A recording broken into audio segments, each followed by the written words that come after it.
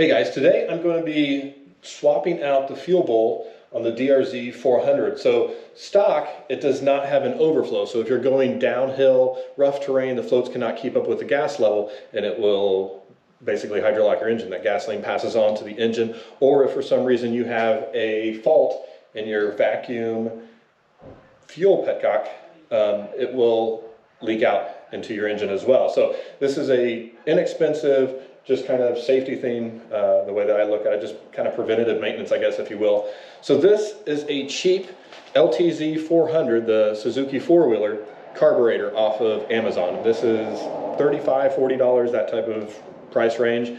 And this one actually has an overflow. So you can see here on the bowl, this hose right here is the overflow. So what we're gonna do is we're gonna get down to the carburetor in the DRZ, and we're gonna swap this bowl directly with the stock carburetor that's on there. Okay, so the first step is we're going to remove the seat. I'm going to pull the seat right off. All right, next up, 10mm bolts right here. We're going to pull those off.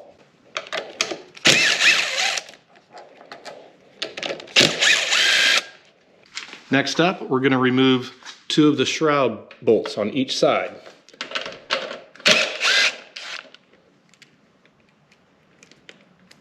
Just make sure to hold on to the little washers on them so you don't lose them. So we don't need to take these shrouds totally off, just the 2 on each side. Okay, next up, make sure that your fuel is in the on position. Prime will dump gas, and you don't want it on reserve, although reserve would probably work, but we're leaving it to on. You won't spill fuel other than what's in this fuel line here. So we're going to remove this clip. And I'm just going to break the seal right there. A little bit of gas, not much. Now what we'll do is we're going to pull the tank straight up, and there's actually a vacuum line. I might be able to get to it right here. There's a vacuum line right behind it that we're going to pull off. There we go. Now we should be able to remove the tank completely. Okay, after removing the seat and the fuel tank, next thing I'm going to do is I'm going to remove this air box cover just to give us a little more access to the carb. Okay, next up, we're going to loosen these carb clamps. And I am just, a little fuel in there. I am going to loosen just the ones closest to the carburetor right now. If we need to loosen the second one that's actually on the engine head, then we will, but I don't think it's going to be necessary for what we're doing. What I'm going to try to do is rotate the carburetor so we can work on it from this side without removing it from the bike.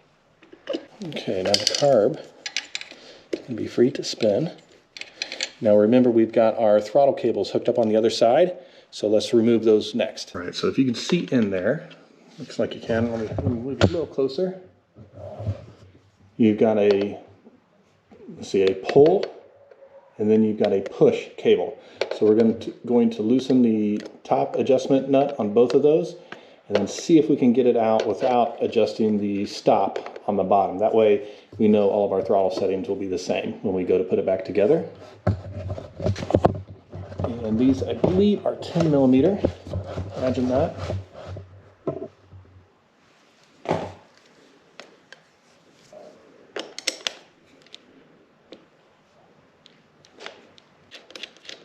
There we go.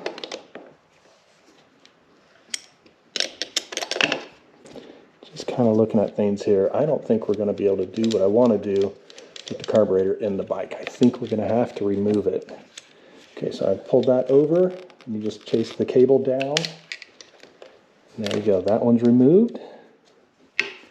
And this other one, I think, yeah, we're going to have to adjust the bottom here, just to give us enough space to get it out. There's a little curve in the back. Oh, going the wrong way. There's a little curve in the back, and that's going to keep us from being able to remove this without adjusting that down. There we go. So that's all down. Now we're going to chase the cable down,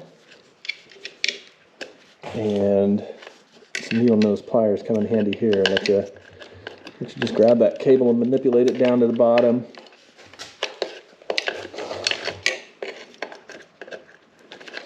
There we go.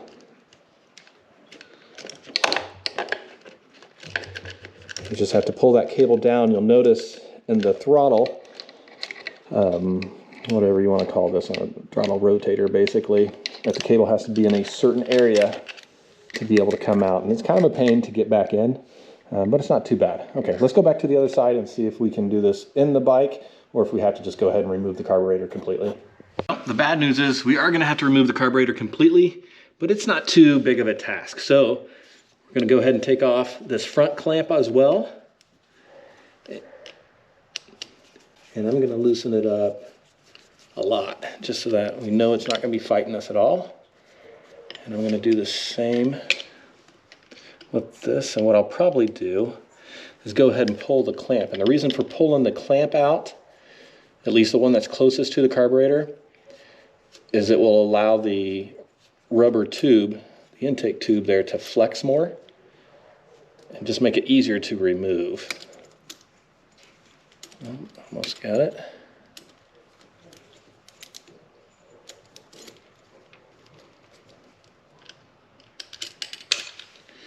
Oh, that's never good. Oh, there it is. Can we get it? Oh, look at that. Even got it. There we go. Now we're going to remove this one here. Let's see if I can grab it here.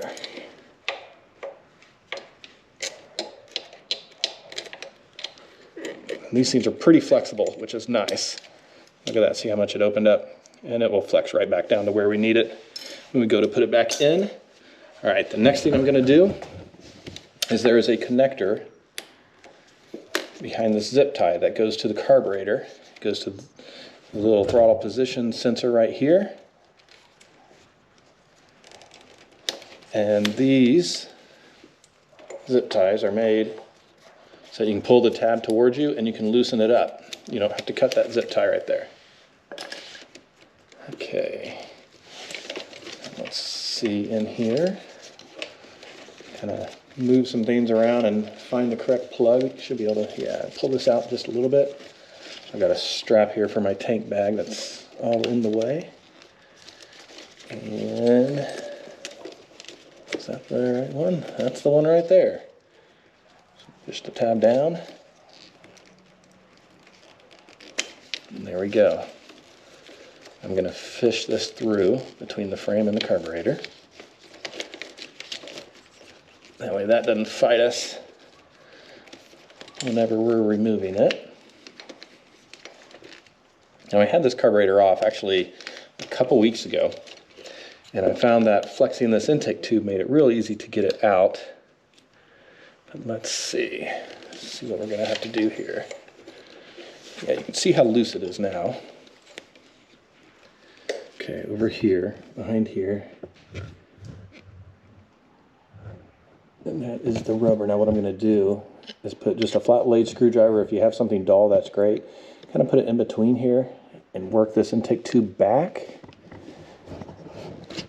There you go. See, it's back there. Now I'm kind of prying it just a little bit just to kind of flex that hose out of the way. And look, I'm going to rotate the carburetor towards me. Look at that. Should pop out relatively easy. I'm kind of twisting it on the other end at the same time, just trying to get this thing rotated in here. And you can try, wiggling it, whatever you need to do. I need to try to get this intake tube the rest of the way, kind of pushed back out of the way. Okay, this is a really handy tool because it's not sharp, so we can get in here and push this rubber out of the way without worrying about splitting anything. You're not going to tear it with this. If you use a flat blade screwdriver, I would say you're likely to stab a hole in this. And we certainly don't want that. I'm going to rotate it a little bit. There we go.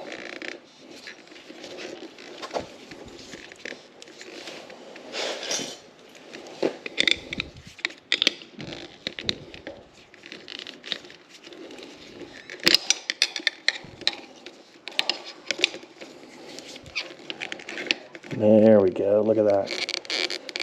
That's so close. And you need every bit of room, so we're going to get this strap out of the way. There's not a lot of real estate in here. It's starting to free up.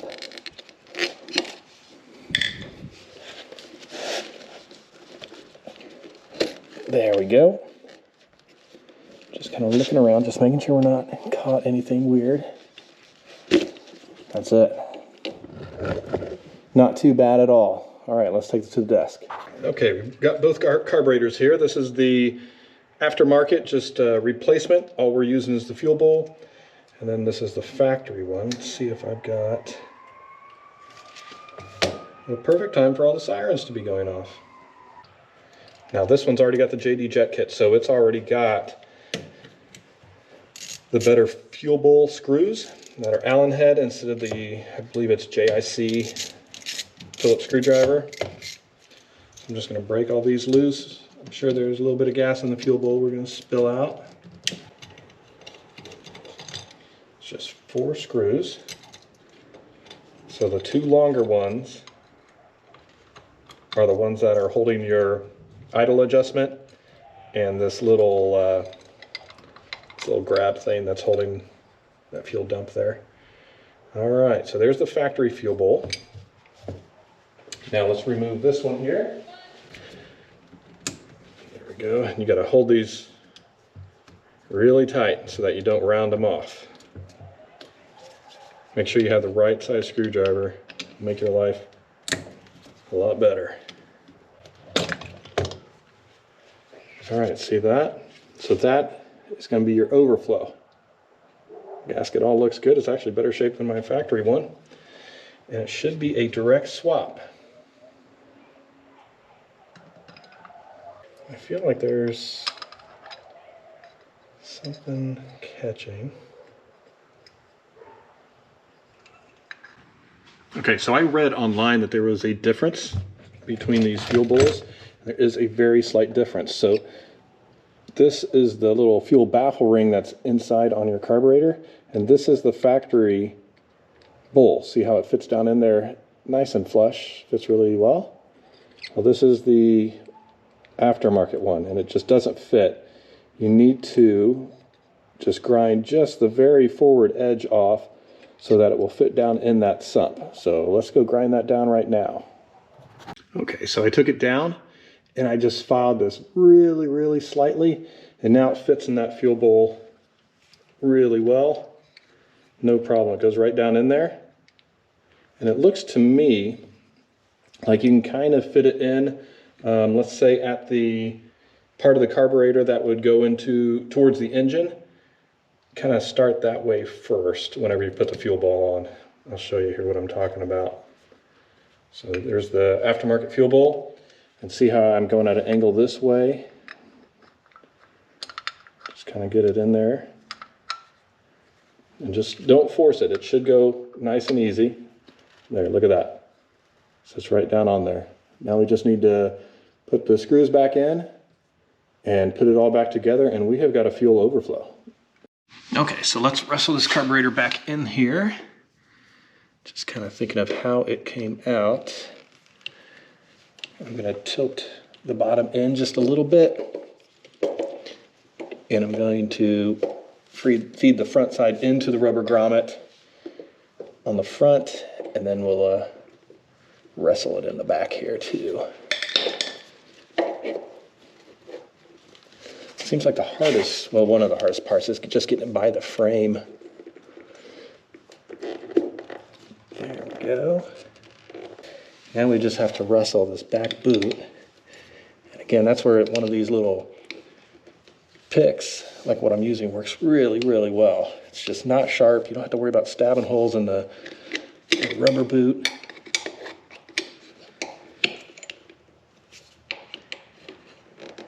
And it's really easy to just work your way around it. Feels pretty good.